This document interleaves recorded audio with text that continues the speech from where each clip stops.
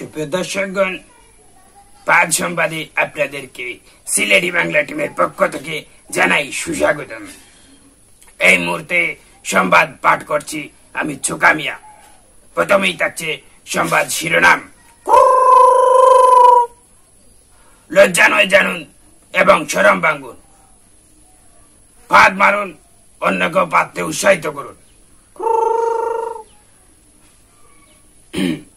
এ পর্যায়ে থাকছে বিস্তারিত। প্রতিদিন করে একজন মানুষ 14 বার পাদ দেয়। পাদের গতিবেগ ঘন্টায় 7 মাইল। গড়ে একজন মানুষ দিনে আধা লিটার পাদের গ্যাস তৈরি করতে পারে। ঠিক বের হয়ে আসার মুহূর্তে পাদের তাপমাত্রা 98.6 ডিগ্রি ফারেনহাইট হয়ে থাকে। বেরোনোর পর ঠান্ডা হয়ে যায় জুল থমসন প্রভাবের কারণে।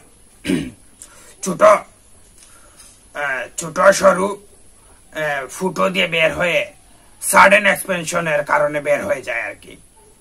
একজন ব্যক্তি যদি 6 বছর 9 মাস একটানা পাদে, তবে একটি পারমাণবিক বোমার সমতুল্য শক্তির গ্যাস উৎপাদন হবে, যা একটি বিশাল বড় শহরকে নিমিষেই ধ্বংস করে দিতে পারে। কাজেই সাবধান।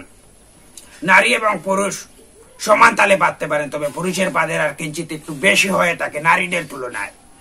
পাদ আটকে রাখা স্বাস্থ্যের জন্য ভয়ানক ক্ষতির কারণ হয়ে দাঁড়াতে পারে। সাবধান।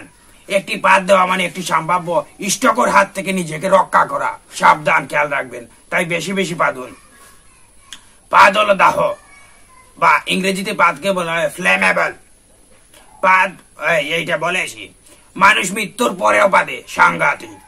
মৃত্যুর 3 ঘন্টা অবধি পরিপাক নালীর উভয় নালী থেকে অবিরত গ্যাস বের হতে থাকে। তাই ইচ্ছে মতো পাদুন আর নিজেকে সুস্থ সবল রাখুন। নিজে পাদুন এবং অন্যকে পাততে উৎসাহিত করুন। নিজের জীবন বাঁচান এবং অন্যের জীবন বাঁচাতে সহযোগিতা করুন। নিজে সচেতন হন, অন্যকে সচেতন করুন। ধন্যবাদ। আজকের সংবাদ ছিল এ পর্যন্তই। পরবর্তী সন্ধ্যা 7টায় সংবাদ দেখার আমন্ত্রণ জানিয়ে এ পর্যায়ে শেষ করছি। ধন্যবাদ সবাই। ভালো থাকবেন। সিলেটি বাংলা টিম সাবস্ক্রাইব করবেন।